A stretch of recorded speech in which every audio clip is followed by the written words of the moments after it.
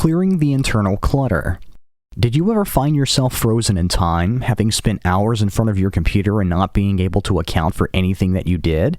If you found yourself spinning your wheels, it could be for a couple of reasons. Either you were trying to do too many things at once, or you were concentrating on insignificant tasks and putting off the work you really need to do. Often, as entrepreneurs, we take on too many things, and since we're only accountable to ourselves in the short term, many times we don't finish any of them. What's your routine?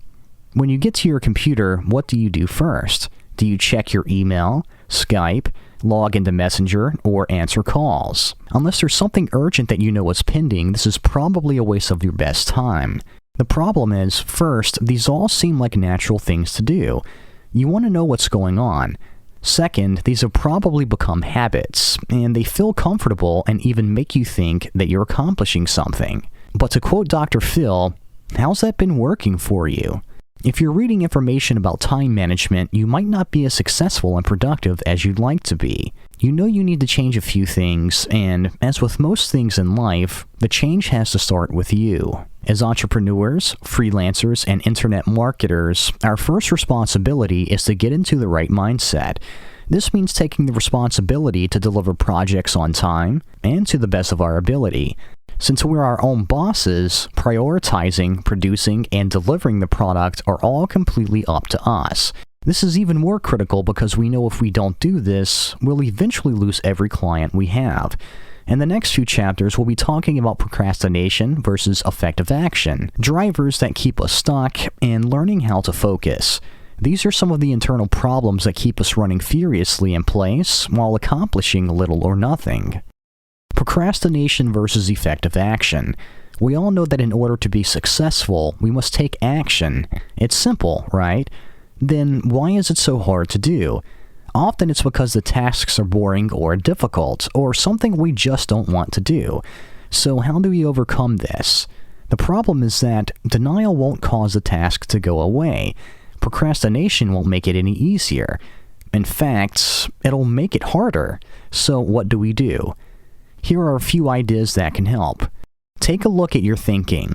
If your mind is full of negative thoughts, you'll start to believe that the task is impossible and that it's okay to give up, put it off, or leave it unfinished. Instead of thinking, I can't do this, tell yourself, I will get this done now.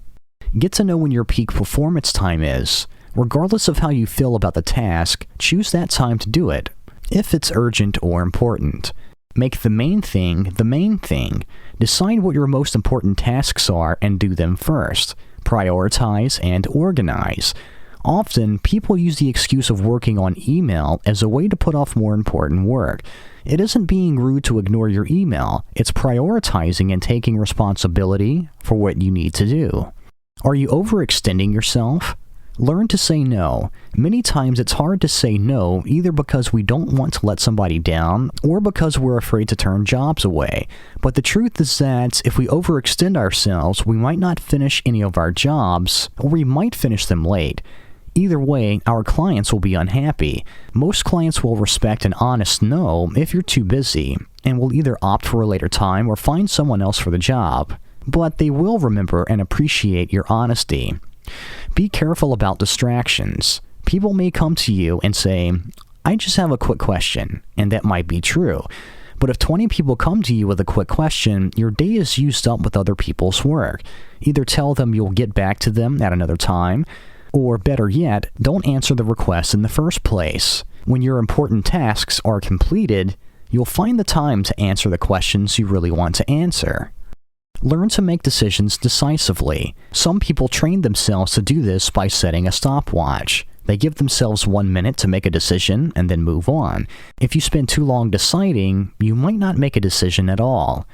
Don't forget to treat yourself. No matter how hard we work on our mindset, there will always be some tasks we just don't like. There's nothing wrong with a bribe for completing the things we don't like to do. Take a look at the time you waste when you're away from your computer. What do you do when you're shopping, driving, or standing in lines? Is the real estate between your ears going to waste? Do you fill that time with worrying or negative thoughts? Instead, train your mind to be thinking about new things you can do for your business. Take a notebook with you and write down any ideas you have that might improve your business. This is a very popular technique because frequently people have great ideas but can't remember them by the time they get to a place where they can write them down. Don't overwhelm yourself.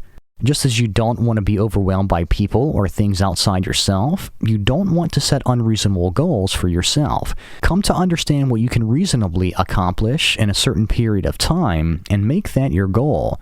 Then break it down into steps so that you won't be overwhelmed in the process of completing it. Remember the old adage, by the yard it's hard, by the inch it's a cinch.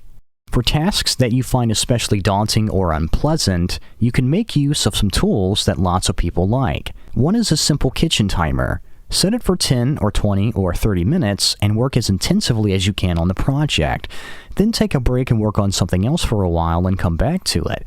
A tool that people especially like is a piece of software called the Action Machine. It works on both Mac and Windows computers.